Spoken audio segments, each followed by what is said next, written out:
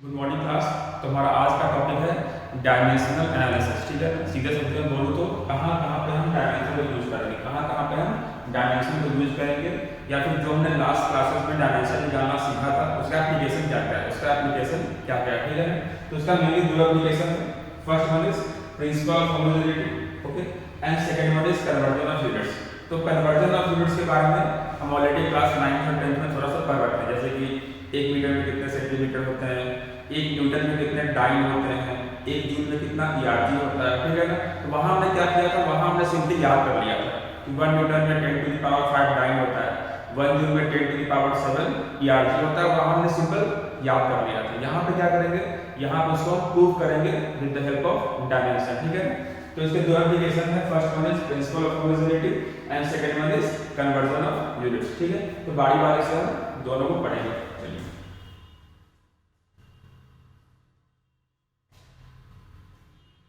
तो पहला हमारा है principal of homogeneity. Okay, first one is principal of homogeneity. तो इसके तीन स्टेटमेंट है, पहले हम तीनों स्टेटमेंट को समझेंगे। ठीक है ना, और फिर इसके एप्लीकेशन देखेंगे, इसको हम क्वेश्चंस में कैसे यूज करते हैं। ठीक है ना, तो पहला स्टेटमेंट क्या बता रहा है, पहला स्टेटमेंट बता रहा है two or more quantities in addition or subtraction, two or more quantities, two or more physical quantities in addition or subtraction should have same dimension.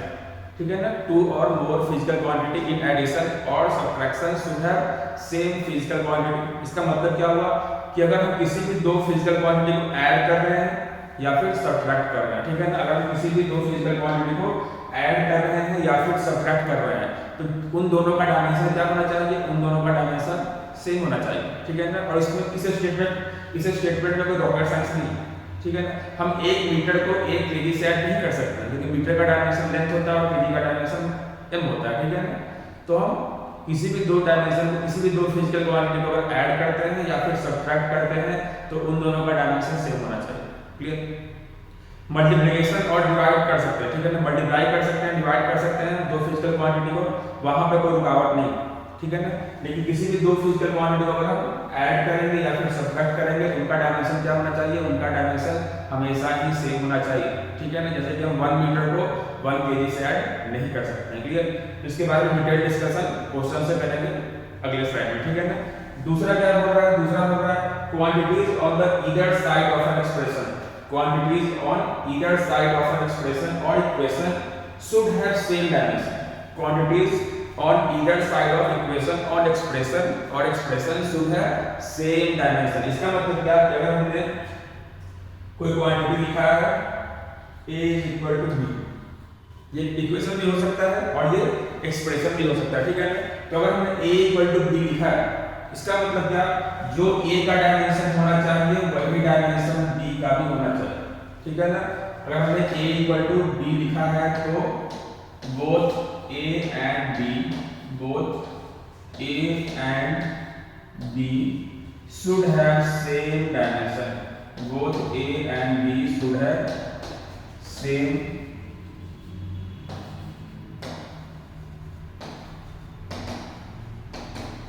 ठीक है ना, किसी भी कोई भी इक्वेशन लिखेंगे या फिर एक्सप्रेशन लिखेंगे, उसके LHS का जो डायमेंशन होगा वही डायमेंशन RHS का भी होना चाहिए। सिंपल। ठीक है, उसी तरह हम पहले पॉइंट की बात करते हैं। पहले पॉइंट में मान लो कि अगर हम दो क्वांटिटी को ऐड कर रहे हैं a प्लस b या फिर a माइनस b, एडिशन कर रहे हैं या फिर सब्ट्रैक्शन कर रहे हैं, तो भी दोनों का क्वांटिटी क्या होना चाहिए, दोनों का जो डायमेंशन क्या होना चाहिए, दोनों का डायमेंशन सेम होना चाहिए। तो इस केस में क्या होना चाहिए, both a and b should have same dimension। Multiplication और डिवीजन कर सकते हैं, उसमें कोई इशू नहीं है। ठीक है, लेकिन जब हम एडिशन और सब्ट्रैक्शन करेंगे किसी भी दो फिजिकल क्वांटिटी का, चाहे वो फंडामेंटल हो या फिर डिराइव्ड हो, ठीक है ना, तो दोनों का डायमेंशन क्या होना चाहिए, दोनों का डायमेंशन सेम होना चाहिए। क्लियर? तो पहला पॉइंट हो गया, दोनों को ऐड करना है, दोनों का डायमेंशन सेम होना चाहिए, ऐड या सब्ट्रैक्ट। दूसरा पॉइंट क्या है कि अगर हमारे पास एक इक्वेशन है या फिर एक्सप्रेशन है, ठीक है ना, तो LHS में जो डायमेंशन होगा वही डायमेंशन RHS में भी होना चाहिए। ठीक है ना, अब ऐसा नहीं है कि LHS में एक ही टर्म होगा और RHS में एक ही टर्म होना चाहिए, ऐसा भी नहीं है। ऐसा नहीं हो सकता है कि ऐसा लिखा होगा ax into by लिखा होगा, इसकी पॉसिबिलिटी कि ax into by लिखा होगा। ठीक है ना, तो जो हमारा a into x का डायमेंशन होगा वही हमारा b into y का भी डायमेंशन होगा। ठीक है ना, आगे हम क्वेश्चन करेंगे तो आपको ज्यादा क्लियर हो जाएगा। ठीक है ना, तो सिंपल रूल ये है कि जो LHS का डायमेंशन होगा वही RHS का डायमेंशन होगा। सिमिलरली अगर हम ax plus by लिख रहे हैं, अगर हम ax plus by लिख रहे हैं या फिर ax minus by लिख रहे हैं, तो वहां भी क्या होना चाहिए, जो ax का डायमेंशन होगा वही by का भी डायमेंशन होना चाहिए। ऐड किसको कर रहे हैं, ऐड कर रहे हैं ax और by को, तो जिन दो क्वांटिटी को हम ऐड करेंगे उनका डायमेंशन हमेशा क्या होना चाहिए, सेम होना चाहिए। ठीक है, तो 2 पॉइंट हो गया। तीसरा पॉइंट क्या है, तीसरा पॉइंट उसका एप्लीकेशन, तीसरा पॉइंट इसका एप्लीकेशन है कि इन दोनों को मिला के अगर इन दोनों रूल को इकट्ठे कर दिया जाए तो उसके हेल्प से हम किसी भी इक्वेशन को चेक कर सकते हैं। ठीक है ना, इन दोनों रूल को इकट्ठे कर दिया जाए तो उसके हेल्प से हम किसी भी इक्वेशन को चेक कर सकते हैं कि वो इक्वेशन बाय डायमेंशन करेक्ट है या नहीं। वो डायमेंशन, जैसे इक्वेशन में क्या होता है, कुछ LHS में होता है, कुछ RHS में होता है, तो जो LHS का डायमेंशन होना चाहिए वही RHS का भी डायमेंशन होना चाहिए। तो वहां पर हम चेक कर सकते हैं कि वो इक्वेशन डायमेंशनली करेक्ट है कि नहीं। ठीक है ना, वो इक्वेशन डायमेंशनली करेक्ट है कि नहीं। ठीक है ना, अब ऐसा नहीं है कि डायमेंशन का सिर्फ फायदा ही है, ऐसा नहीं है कि डायमेंशन से बहुत फायदा हो रहा है कि हम इक्वेशन को चेक कर पा रहे हैं कि वो गलत है कि सही है, लेकिन डायमेंशन के कुछ लिमिटेशन भी होते हैं। ठीक है ना, डायमेंशन के कुछ लिमिटेशन भी होते हैं। ठीक है, तो लिमिटेशन वाले पार्ट को हम बाद में पढ़ेंगे, पहले उसका जो फायदा है उसको पहले पढ़ लेते हैं। ठीक है ना, तो यही तीनों हमारा है प्रिंसिपल ऑफ होमोजेनिटी। ठीक है ना, तो एक क्वेश्चन देते हैं, उससे आपको थोड़ा सा क्लियर हो जाएगा। ठीक है, देखिए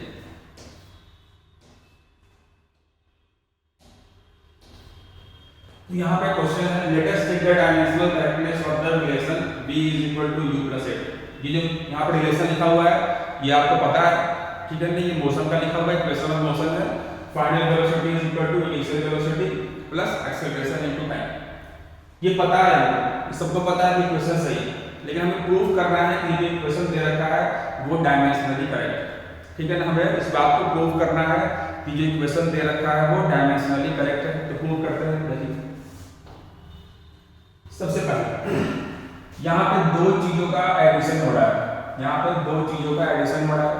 एक ये क्या है, ये हमारा है इनिशियल वेलोसिटी,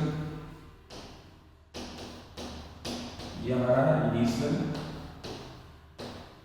वेलोसिटी, और ये क्या है हमारा, ये हमारा है एक्सेलरेशन इनटू टाइम, ये हमारा है एक्सेलरेशन इनटू टाइम। तो चूंकि हम दो फिजिकल क्वांटिटी यहाँ पे ऐड कर रहे हैं, तो जो डायमेंशन u का होगा, जो डायमेंशन u का होगा वही डायमेंशन a इंटू डी का भी होना चाहिए। ठीक है ना, जो डायमेंशन u का होगा वही डायमेंशन a इंटू टी का भी होना चाहिए। तो u हमारे पास क्या है, u हमारे पास वेलोसिटी, तो वेलोसिटी चाहे कैसा भी हो, चाहे वेलोसिटी हो, इनिशियल वेलोसिटी हो, फाइनल वेलोसिटी हो, है तो टाइप ऑफ वेलोसिटी। ठीक है ना, चाहे वो इनिशियल वेलोसिटी हो या फिर वो फाइनल वेलोसिटी हो, है तो वो टाइप ऑफ वेलोसिटी। ठीक है ना, तो वेलोसिटी का डायमेंशन क्या होता है, वेलोसिटी होता है लेंथ बाय टाइम। तो वेलोसिटी का डायमेंशन हमने निकाल रखा है, वो होता था lt माइनस 1। ठीक है ना, वेलोसिटी का डायमेंशन होता था lt माइनस 1। ठीक है, तो u का डायमेंशन आ गया। अब बात करते हैं एक्सेलरेशन इनटू टाइम के डायमेंशन के बारे में। अब बात करते हैं एक्सेलरेशन इनटू टाइम के डायमेंशन के बारे में। तो एक्सेलरेशन का डायमेंशन क्या होता था, एक्सेलरेशन का डायमेंशन होता था lt minus 2 velocity by time. Velocity का डायमेंशन ये था, इसको टाइम से डिवाइड कर देंगे तो वो हो जाएगा lt माइनस 2 इनटू टाइम का डायमेंशन क्या होता है, टाइम का डायमेंशन होता है सिंपल t। ठीक है ना, टाइम का डायमेंशन होता है सिंपल t, और इन दोनों को मल्टीप्लाई करेंगे तो यहाँ पे t का पावर 1, यहाँ पे t का पावर माइनस 2, तो पावर क्या हो जाएगा, पावर सिंपली ऐड कर देंगे। तो माइनस 2 प्लस 1 कितना होता है, माइनस 2 प्लस 1 होता है माइनस 1। यहाँ से प्रूव हो गया कि जिन दो क्वांटिटी को हम ऐड कर रहे हैं उन दोनों का डायमेंशन क्या है, सेम है। जो प्लस के इस तरफ है इनिशियल वेलोसिटी, उसका डायमेंशन भी क्या है lt माइनस 1। जो प्लस के उस साइड है एक्सेलरेशन इनटू टाइम, उसका डायमेंशन भी क्या है lt माइनस 1। ठीक है ना, तो एक चीज तो प्रूव हो गया कि जिन दो चीजों को हम एडिशन कर रहे हैं या फिर सब्ट्रैक्शन कर रहे हैं, यहाँ पे एडिशन कर रहे हैं, तो उनके दोनों तरफ जो फिजिकल क्वांटिटी है उनका डायमेंशन सेम होना चाहिए, और यहाँ पे वो सेम हो रहा है। ठीक है, इसमें किसी को डाउट नहीं होना चाहिए। Clear, next. ठीक है, पूरा खत्म नहीं हुआ। ठीक है, यहाँ पे इक्वल टू साइन भी है, यहाँ पे इक्वल टू साइन भी है, उसको भी हमको प्रूव करना है। ठीक है, तो ये वाला पार्ट हो गया। दूसरे पार्ट का ठीक, अब इसका डायमेंशन क्या होगा, इसका डायमेंशन होगा lt माइनस 1, और इसका भी डायमेंशन क्या हो गया, इसका भी डायमेंशन हो गया LT माइनस 1। ठीक, LHS में क्या है, LHS में है फाइनल वेलोसिटी, LHS में है फाइनल वेलोसिटी। हमने क्या पढ़ा था कि अगर हमारे पास कोई इक्वेशन है या फिर कोई एक्सप्रेशन है, ये क्या है, ये हमारे पास इक्वेशन ऑफ मोशन है, so it is a type of equation. उसमें क्या होना चाहिए, जो LHS का डायमेंशन होना चाहिए वही RHS का भी डायमेंशन होना चाहिए, जो लेफ्ट हैंड साइड का डायमेंशन होना चाहिए वही राइट हैंड साइड का भी डायमेंशन होना चाहिए। तो लेफ्ट हैंड साइड में क्या है, लेफ्ट हैंड साइड में है final velocity, left hand side में है फाइनल वेलोसिटी। भले ही वो फाइनल वेलोसिटी है but it is also a type of velocity. जैसे पिछले केस में क्या था, वो इनिशियल वेलोसिटी था, वो भी क्या था, वो भी टाइप ऑफ वेलोसिटी ही था। तो फाइनल वेलोसिटी भी क्या है, फाइनल वेलोसिटी भी टाइप ऑफ वेलोसिटी, ठीक है ना। तो अगर टाइप ऑफ वेलोसिटी है तो वेलोसिटी का डायमेंशन क्या होता है, वेलोसिटी का डायमेंशन होता है LT माइनस 1, वेलोसिटी का डायमेंशन होता है LT माइनस 1। ये हमारा हो गया लेफ्ट हैंड साइड का डायमेंशन, ये हमारा हो गया लेफ्ट हैंड साइड का डायमेंशन। अब नेक्स्ट हमें निकालना है राइट हैंड साइड का डायमेंशन। और राइट हैंड साइड में दो चीज ऐड हो रहा है, राइट हैंड साइड में दो चीज ऐड हो रहा है। अब लेफ्ट हैंड साइड में क्या था, हमारे पास एक ही फिजिकल क्वांटिटी था वेलोसिटी, हमने उसका डायमेंशन लिख दिया और हमने बोल दिया कि हाँ लेफ्ट हैंड साइड का डायमेंशन हो गया LT माइनस 1। अब राइट हैंड साइड में क्या है, दो चीज ऐड हो रहा है, तो इस पूरे का डायमेंशन कैसे निकालें, इस पूरे का डायमेंशन कैसे निकालें। एक बात तो कंफर्म है कि अगर ये दोनों ऐड हो गया तो जो इसका डायमेंशन होगा ये इसका डायमेंशन होगा। लेकिन क्वेश्चन है कि हमें तो पूरा राइट हैंड साइड का डायमेंशन निकालना है, तो ज्यादा तो सोचना नहीं है इसमें, जो इन दोनों का डायमेंशन होता है वही पूरे राइट हैंड साइड का भी डायमेंशन होगा। सिंपल, कुछ समझना नहीं है। हाँ देखो, अगर बीच में मल्टीप्लिकेशन साइन होता है, मैं तुमको सिंपल सा एग्जांपल देता हूं। अगर मैं तुमको बोलूं कि L into L का डायमेंशन निकालिए, L into L का डायमेंशन निकालिए, आप क्या करोगे, ये हो जाएगा L स्क्वायर। यहाँ L का पावर 1 था, यहाँ L का पावर 1 था और ये हो जाएगा L स्क्वायर। तो पहले इसका डायमेंशन 1 और 1 था और बाद में इसका डायमेंशन 2 हो गया, बाद में इसका डायमेंशन 2 हो गया। लेकिन अगर मैं तुमको बोलूं कि आप L प्लस L का डायमेंशन निकालो, L into L का बोला हमने, आपने L स्क्वायर कर दिया, पहले dimension L to the power 1 था, दोनों मल्टीप्लाई करने के बाद वो L टू द पावर 2 हो गया। लेकिन अगर मैं आपको बोलता हूं कि आप लेंथ प्लस लेंथ, यहां भी L का पावर 1 है, यहां भी L का पावर 1 है, इन दोनों को ऐड कीजिए और उसका डायमेंशन निकालिए। तो पहला रूल तो यही है, अगर इन दोनों को ऐड कर रहे हैं दोनों का डायमेंशन खुद भी सेम होना चाहिए। तो यहां पे सेम है L का पावर 1, L का पावर 1। हमें क्या करना है, इस पूरे का डायमेंशन निकालना है, दो चीजों को ऐड करके डायमेंशन निकालना है, ठीक है ना। तो जब भी किसी भी दो डायमेंशन को हम ऐड करते हैं, जब भी किसी दो डायमेंशन को हम ऐड करते हैं या फिर सब्ट्रैक्ट करते हैं, ध्यान से सुन लेना, जब भी किसी डायमेंशन को हम ऐड करते हैं, दो डायमेंशन को, जैसे ही हमने बोला कि हम दो डायमेंशन को ऐड कर रहे हैं, तुरंत आपको दिमाग क्लिक होना चाहिए, क्योंकि दो डायमेंशन को ऐड किया जा रहा है तो दोनों का डायमेंशन क्या होगा, सेम। उसी तरह अगर मैं बोलता हूं कि दो डायमेंशन को मैं सब्ट्रैक्ट कर रहा हूं तो भी क्या होना चाहिए, तो भी दोनों का डायमेंशन सेम ही होना चाहिए, ठीक है ना। तो क्वेश्चन है कि ठीक है, हमने दो को ऐड किया, पहले का डायमेंशन दूसरे का डायमेंशन सेम था, उनका ओवरऑल डायमेंशन क्या होगा, उनका ओवरऑल डायमेंशन क्या होगा। u का डायमेंशन पता है, AT का डायमेंशन पता है। अगर u प्लस AT का पूछा जाए, अगर u प्लस AT का पूछा जाए पूरा राइट हैंड साइड का, उसका डायमेंशन क्या होगा। तो सिंपल रूल ये है, किसी भी दो डायमेंशन को अगर हम ऐड करते हैं या सब्ट्रैक्ट करते हैं तो उनका जो रिजल्टेंट डायमेंशन होता है, उनका जो टोटल ऐड करने के बाद जो आता है उसका जो डायमेंशन होता है वो भी क्या होता है, वो भी सेम ही होता है, उसमें कोई चेंज नहीं होता है, उसमें कोई चेंज नहीं होता, सेम। अब तुम बोलोगे सर ये कैसे होता है। मान लो कि मैं 1 मीटर और 2 मीटर को ऐड करता हूँ, 1 मीटर और 2 मीटर को ऐड करता हूँ, आंसर क्या आएगा, आंसर 3 मीटर आएगा। 1 मीटर का डायमेंशन क्या था, L लेंथ, 2 मीटर का डायमेंशन क्या था, L लेंथ, जो रिजल्टेंट आया 3 मीटर, उसका डायमेंशन क्या था, L लेंथ है, ठीक है ना।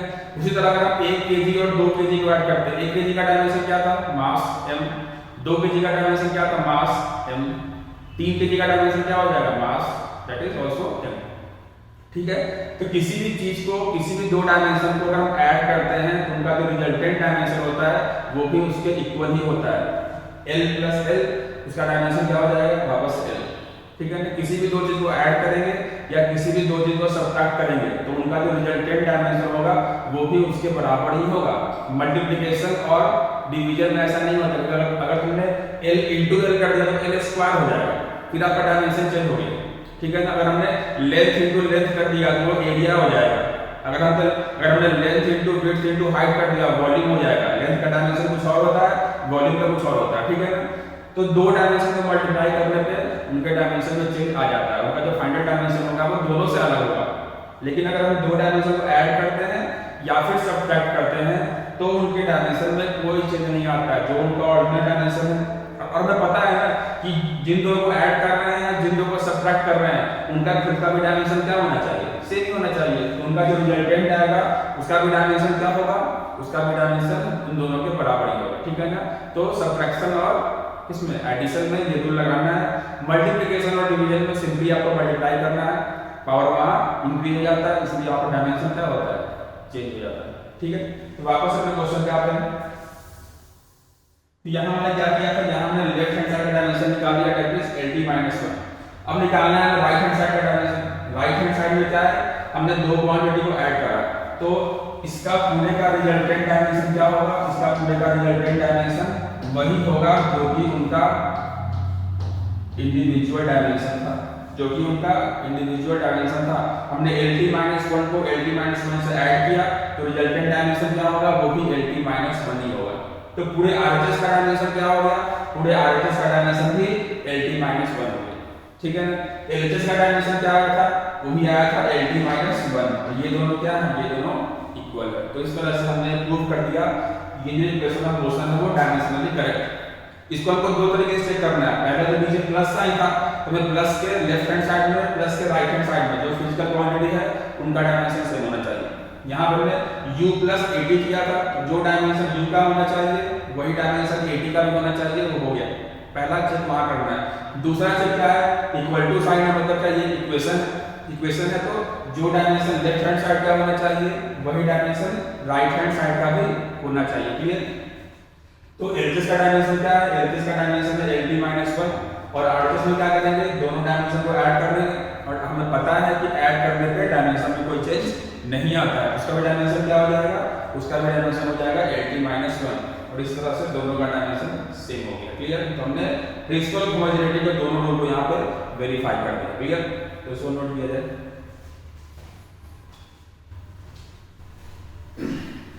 चलिए तो अपने अगले क्वेश्चन पे चलते हैं।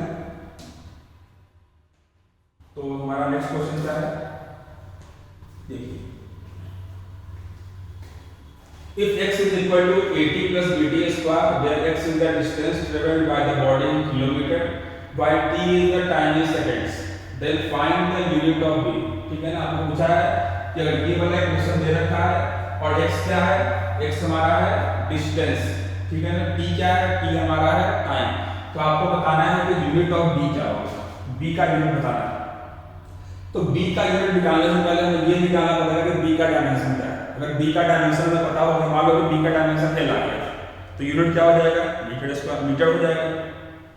अगर b का डायमेंशन l स्क्वायर आ गया तो यूनिट क्या हो जाएगा, मीटर स्क्वायर हो जाएगा। अगर b का डायमेंशन l/t आ गया तो यूनिट क्या हो जाएगा, मीटर/सेकंड, मीटर/सेकंड हो जाएगा, ठीक है ना। तो हमारा पहला काम क्या है, पहले हमें b का क्या निकालना है, डायमेंशन निकालना, ठीक है। तो यहाँ भी लगाएंगे हम प्रिंसिपल ऑफ होमोजेनिटी, कैसे लगाएंगे देखिए। क्या लिखा हुआ है, x is equal to 80 plus bt square, ठीक है ना। तो जब भी ऐसा लिखा है ना, जब बाद इक्वेशन लिखा है a is equal to b plus c, equation लिखा है a is equal to b plus c, तो पहला रूल क्या है, जो b का डायमेंशन होगा वही c का डायमेंशन होना चाहिए।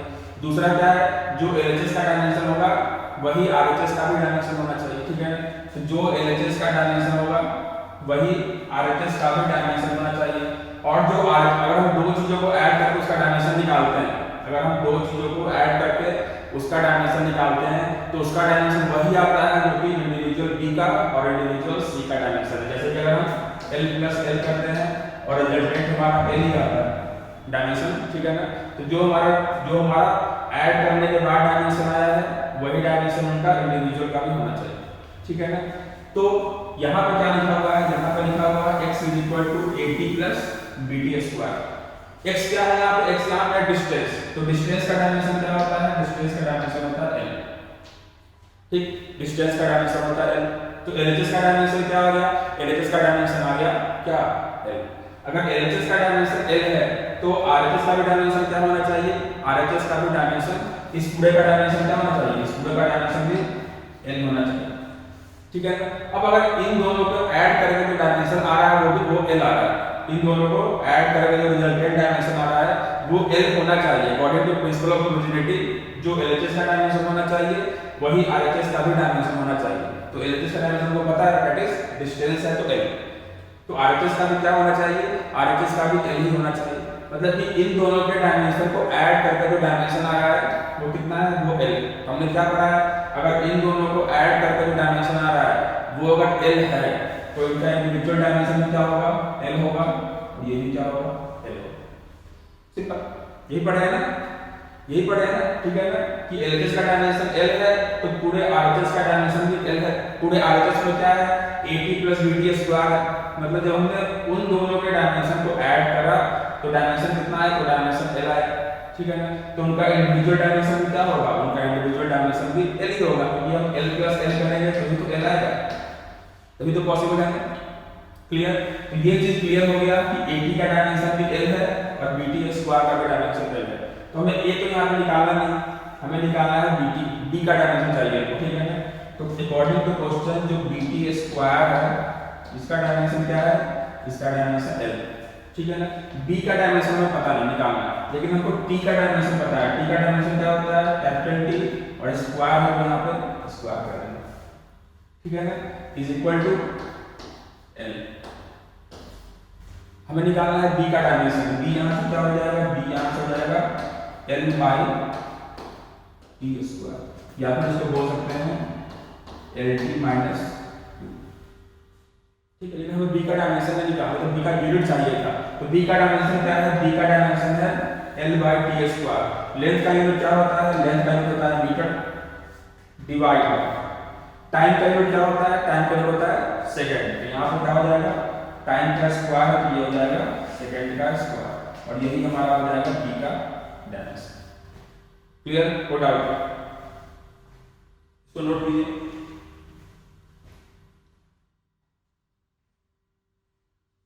चलिए, तो इसके आगे का क्वेश्चन हम नेक्स्ट क्लास में करेंगे। आज के लिए इतना ही था। Thank you to all of you.